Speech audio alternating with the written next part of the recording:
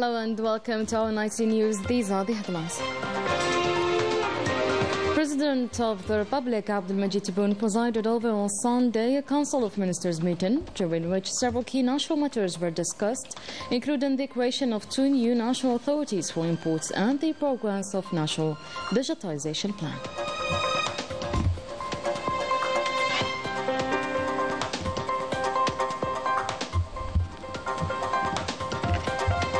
Algeria regrets UK's support for Moroccan autonomy plan, stating that the UK did not endorse Moroccan sovereignty over Western Sahara, but still regrets its backing of the autonomy proposal.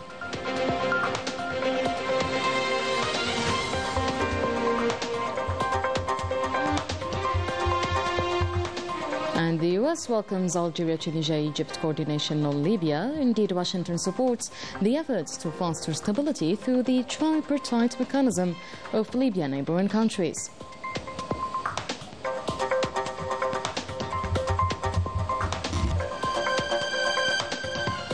Sunday was the official kickoff of the middle school certificate exam. 827,000 candidates. The Minister of Education kicked off from Ghirdaya.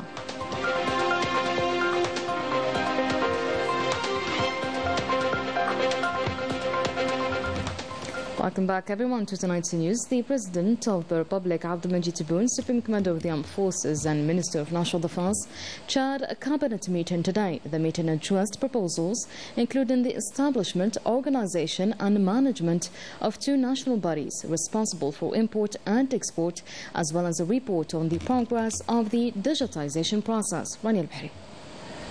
After the Prime Minister presented the government's activities over the past 2 weeks and heard the Minister's contributions for the draft laws and proposals, the President of the Republic issued the following orders, instructions and directives. The Cabinet approved the revision of the basic laws and compensation systems for economists in the national education, health and higher education sectors. The President postponed the launch of 2 new import-export bodies to allow for improvement of their legal frameworks. He emphasized the need for a thorough future-proof planning aligned with international standards and will personally oversee their creation to ensure transparency and a clean break from past mismanagement. The need for a full coordination between the Ministry of Foreign Trade and Export Promotion, banks, the Central Bank and Customs to ensure intelligent, targeted and effective oversight that preserves national production and directs imports in accordance with essential national needs. Defining precise specifications for importers and exporters within the regulatory texts of the 2 bodies while regulating and codifying imports. Creating new import control mechanisms, including collective purchasing cooperatives to clarify the vision of import operations, taking into account the specificity and size of national production and adopting it as a key economic indicator with a very precise definition of the resources that should be imported for vital economic needs. The President has tasked the Minister of Foreign Trade and Export Promotion with establishing purely Algerian standards that must be respected by all importing economic operators, regardless of the products to be imported. Regarding the acquisition of digital tablets and their accessories for primary school, the President of the Republic emphasized that these technological means aim to relieve our students of the burden of school bags and the difficulty of traditional educational methods. The President ordered that at least 70% of digital tablets for primary schools be produced locally, involving both established and emerging Algerian companies. The initiative is seen as an opportunity to promote national expertise and boost the local tech industry. Regarding the draft national plan for autism, the President ordered the establishment of a national center and regional annexes to care for children with autism, where they can benefit for optimal education and care. He directed that pedagogical programs ensure that this group is not psychologically affected by being away from their parents during periods of care at these centers. The cabinet meeting concluded with the approval of decrees and decisions, including appointments and terminations of senior government positions. And Algeria has taken note of the new position adopted by the United Kingdom on the question of Western Sahara. Algeria regrets the choice made by the United Kingdom to support the Moroccan autonomy plan. And the 18 years of its existence, this plan has never been submitted to the Sahrawis as a basis for negotiation, nor has it ever been taken seriously by successive UN envoys. The latter had all pointed out to the emptiness of the Moroccan autonomy initiative and its inability to offer a serious and credible solution to the Western Sahara conflict. The ministry points out that the Moroccan autonomy plan was never intended to serve as a basis for political settlement of this conflict, adding that its aim have always been to occupy space to prevent any search for a serious settlement, to allow Morocco to gain time and to gradually accustom the international community to the fait accompli of the illegal occupation of Western Sahara. Algeria notes, however, that the United Kingdom has neither voted nor given its support to the alleged Moroccan sovereignty over the territory of Western Sahara, and therefore does not endorse the illegal occupation of this non-autonomous territory within the meaning of international legality.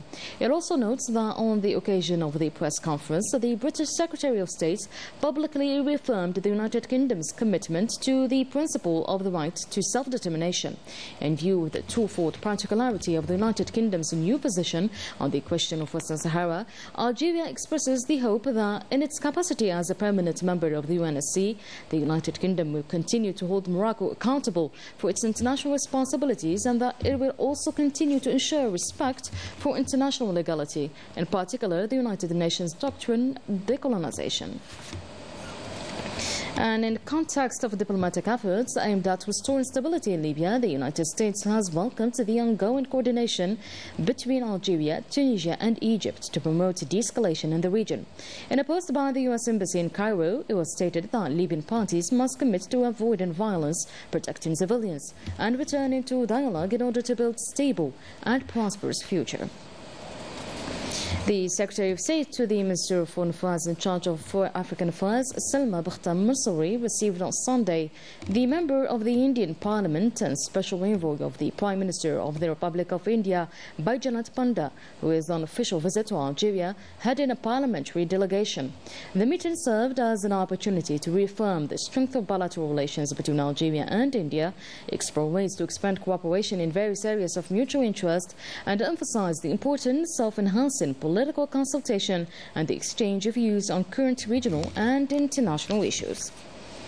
The Interior Minister Ibrahim Murad launched the 2025 Force Firefighting System this Sunday in Algiers, which includes 12 firefighting aircrafts, 6 helicopters, 2 reconnaissance aircrafts. This comes under the protective strategy to prevent and anticipate fires erupting at summertime. Najataya reports. To prevent and anticipate the natural risks, the General Directorate of Civil Protection has adopted a proactive approach this summer, and as part of this strategy, an aerial firefighting system has been launched, supported by a national intervention plan focused on monitoring and rapid response. Given the high risk of forest fires at the start of the summer season, the authorities are emphasizing the importance of caution and preparedness. For this year, we have 65 mobile columns, including nearly 3,700 agents, in addition to other elements from other services across several provinces. Several heliport bases were also built and launched this year, which will allow us to better handle potential fires. The goal remains the same: prevent, intervene quickly, and minimize the damage as much as possible.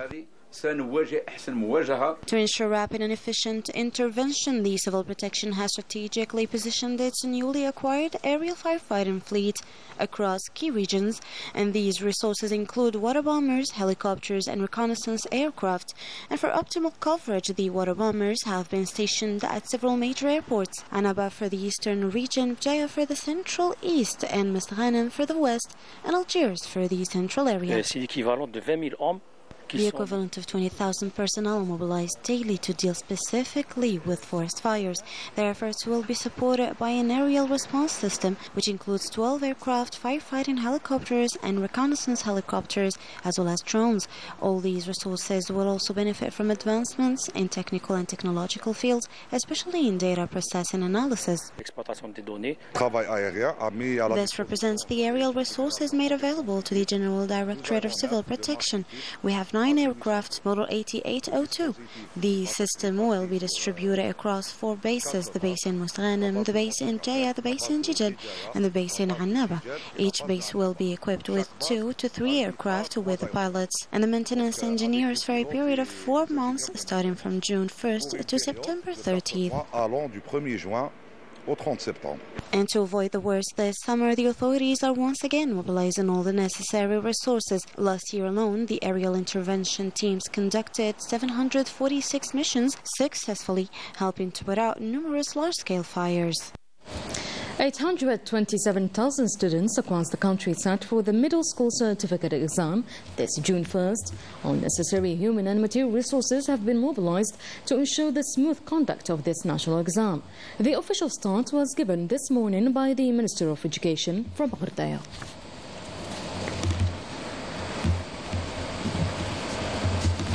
And on the occasion of World Children's Day, celebrated on June 1st of each year, the Naval Forces Command opened its doors today to children from various educational and teaching establishments, as well as to various associations related to children.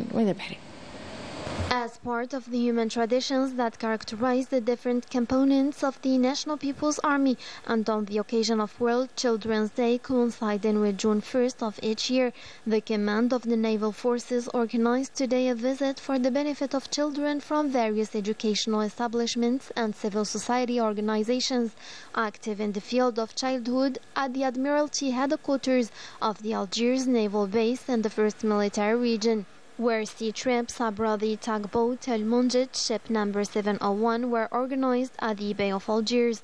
On this occasion, all means were mobilized for the success of this event, aiming to bring joy and cheerfulness to the hearts of our children on their World Day. And for the same occasion, the Republican Guard held an open day for children with special needs, highlighting the Army's human-centered approach to society. To mark the International Children's Day, the Republican Guard organized open days for children with special needs, an initiative that embodies the human dimension and values of the People's National Army. I want to tell all the kids Happy Children's Day and long live Algeria. 1, 2, 3 في الجيري وكانوا الحارس الجمهوري. We were treated exceptionally well by the Republican Guard. In line with the People's National Army's constant and noble humanitarian values, these open days were organized at the level of the 11th Cavalry and Escort Regiment, known for its elite horsemen. Held in a joyful atmosphere filled with fun and educational activities, the event highlighted the strong engagement and warm interaction between the organizing units and the children in a meaningful demonstration of the defense institution's commitment to openness and dialogue with all segments of society. Also in appreciation, tributes were presented to association leaders and representatives, along with gifts for the children. And in the occupied Palestinian territories, at least 30 Palestinians were martyred and 150 others injured on Sunday by gunfire from Zionist occupation forces in Rafah, southern Gaza Strip. The forces opened fire and drones on civilians heading to a humanitarian aid distribution point in El-Mawasi, and the medical sources also confirmed the death of Dr. Hamdi al-Najjar, husband of Dr. Ala al-Najjar, following injuries sustained when occupation forces bombed their home in southern Khan Yunis. The couple has previously lost their 9 children in a Zionist airstrike. A massive march was held today by the Palestinian community in Germany to denounce the ongoing Zionist aggression against the Gaza Strip. Protesters waved Palestinian flags and carried banners expressing solidarity with the Palestinian people and condemning their crimes committed by the Zionist occupation army against civilians in Gaza, while calling for an immediate end to the genocide and demanded the entry of humanitarian aid into the enclave. And that was it for today's news. Thank you so much for watching. See you soon.